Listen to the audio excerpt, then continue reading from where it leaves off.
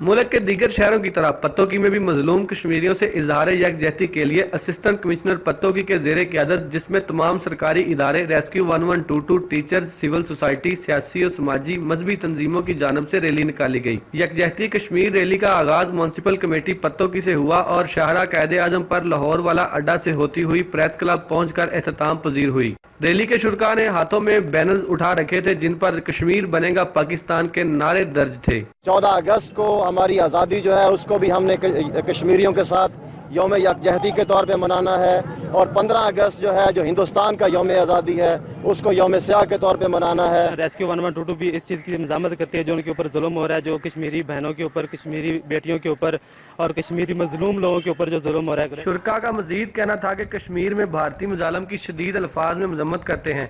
Rally के शुरका ने कश्मीर बनेगा पाकिस्तान के फलक शगाफ नारे लगाए तो फजा नारों से गूंज उठी। रैली के शुरका ने अक़वाम मुत्तहिदा सलामती कौंसिल आलमी दुनिया से कश्मीर का मसला हल करने का मुतालबा किया है। कैमरा टीम के साथ शाहिद जुएद चौधरी, सिटी न्यूज़, पत्तोकी।